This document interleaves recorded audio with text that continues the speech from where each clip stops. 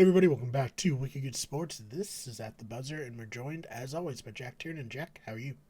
Ryan, I am good, thanks, man. I'm looking forward to hopefully an eventful trade deadline by the Celtics. Yeah, it should be interesting, so let's just get into it. I've seen tons of tweets, blogs, YouTube videos. Everyone wants the Celtics to break up their duo of Tatum and Brown. What are your thoughts? That is stupid. Don't do Okay. that. Please, please, Brad Stevens, don't be an idiot. That's Mhm. all. That's my thoughts. All right, well, Um, thanks for watching, everybody. We'll see. No, all right, so what do you think is going to happen at the trade deadline? right, totally fair. I don't think Brad Stevens is stupid enough to break up Tatum and Brown. You don't get two dudes of that caliber. I mean, granted, you got them both with the third overall picks in, I think it's 17 and 18, respectively, or 16 and 17. I can't remember. But either way, two really good third overall picks who are both all-star caliber dudes. You don't break that up. You know, they can coexist together. They talk about it all the time. They're like, yeah, we're good here. I really think it's just a media-driven narrative that's like, let's get these guys apart. Like just, or like somebody else said it a while back, like opposing GMs who are trying to, essentially cause chaos internally at Right. Celtics org. You know, I Like, don't think yeah, that's guys, that happening. is not working. If you wanted to trade one of them to us, like, I guess we'd Right. take them.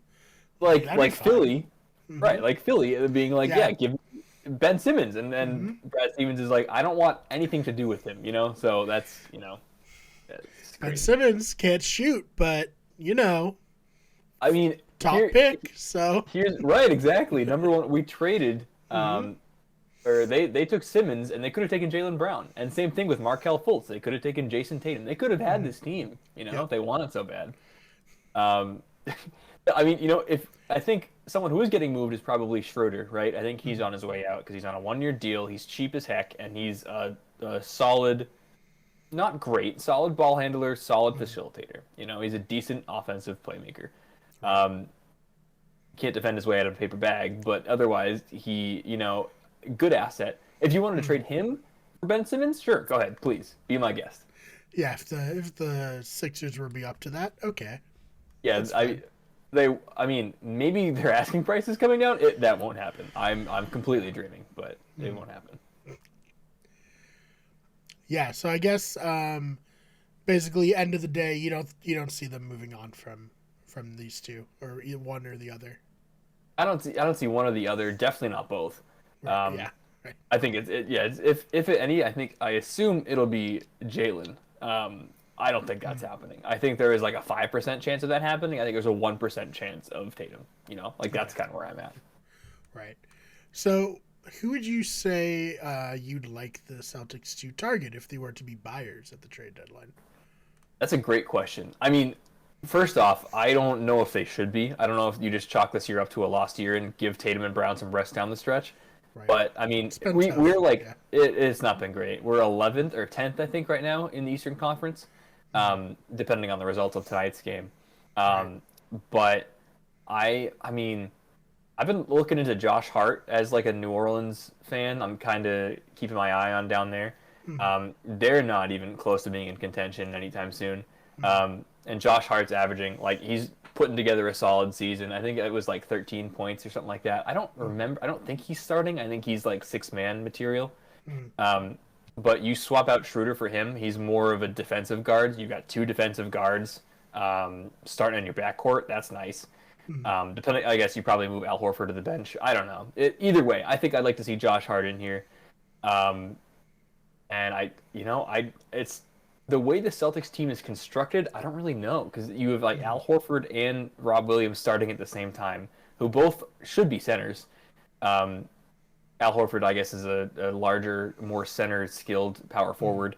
Um, but like, I don't know. It's just a weird construction the way it is. Hmm. Maybe some bench depth, maybe some shooting. I guess you can always take shooting. Hmm. So some 3 point guys. Maybe I know Buddy Hield is probably gonna. The whole Kings organization is gonna get blown up. Hmm. So it's gonna be either like De'Aaron Fox is gonna be on the move. I heard apparently they wanted to move on from their young guy whose name is escaping me right now, Halliburton, Tyrese Halliburton, Hmm. which is absurd because he's great. And maybe Buddy Hield's been pissed off since he's been there, basically. So I don't know if he's good to go, but he's shooting probably above 40% from three. That'd be great. I'd love to see that coming off the bench. So yeah, we'll see. Like you said, it's been kind of a tough year. Do you have any like one thing that is the reason why it's been such a tough year, or Oh is my, it just yes. like a lot of things? All right, what do you think? Oh, absolutely. And I think a lot of those like diehard Celtics fans and like weird Celtics Twitter could hop on and agree with this is closing out a freaking game, dude. Like, Mm, please. Like right now, I'm looking at the score. It's live.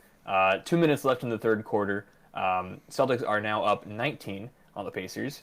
And I literally, I'm still like, I don't know. Like, there's probably yeah. like Pacers could still win this, and they don't like. I don't even Miles Turner and Domantas Sabonis. I think are the only two healthy like relative people on that team right now. Mm, Um, and that is like sad to me that I'm even considering that there's a chance that they can win this game with 2 minutes left in the third, down 19.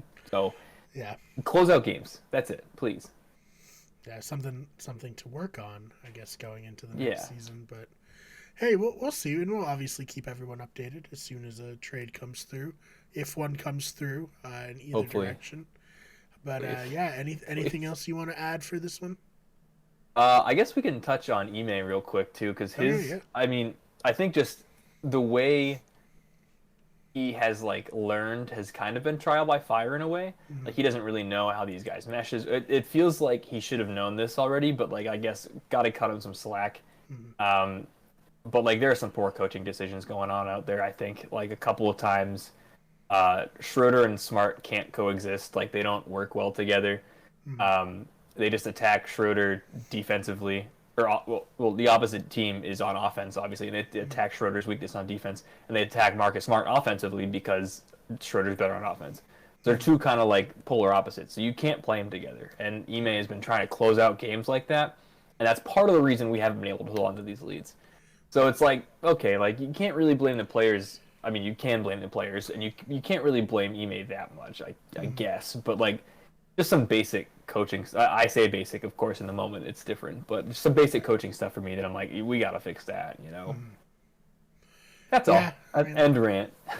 growing pains of a first year head coach, right? I mean, Definitely. hopefully it'll get better as it goes on, because I think we were pretty positive on him coming in before the Yeah. season. Like we were pretty excited, wanted to see what he could do, and it hasn't been great so far, but hopefully next year we got it back No, together. I think for me, it makes me appreciate Brad as a coach more. Yeah. I think everyone's like, oh, get Brad out of here. Like, he can only lead him to an Eastern Conference Finals, and Mm.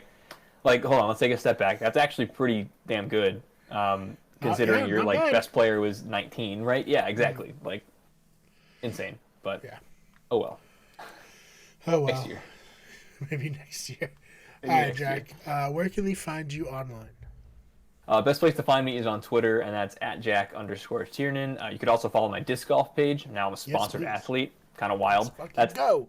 at Jack Disc Golfs. That's on Instagram. Mm. Posting some disc golf content, sometimes some giveaways if you're into that. Those are the best places for sure.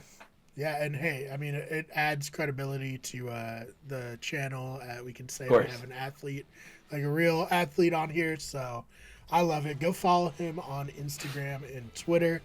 You can follow me on Twitter at the Fake Mar. That's BMARR. Not a sponsored athlete. Not an athlete at all. to Hey, be one quite day, frank. Brian. One day. I think those days have passed. I'm being quite honest, but I love doing this. This is where I excel. Uh, yeah, you can follow the channel on Twitter at Wicked Good Sport or at WG Everything, Instagram Wicked Good Everything, Twitch, twitch.tv/Wicked Everything. The main channel, just comedy and gaming, is youtube.com/Wicked Good Everything. This channel is youtube.com/Wicked Good Sports. If you're listening to the audio only version, come on over, subscribe. We love subscribers over here. We're all about it now that we're comfortably over 100 subscribers. I don't have to worry Definitely. about dipping back under. But yeah, other than that, follow us on TikTok. Again, comedy stuff on Wicked Good Everything over there, and sports stuff is Wicked Good Sports. Jack, thank you so much for your time, Of course, Brian. Thanks as always. and we'll see you all in the next one.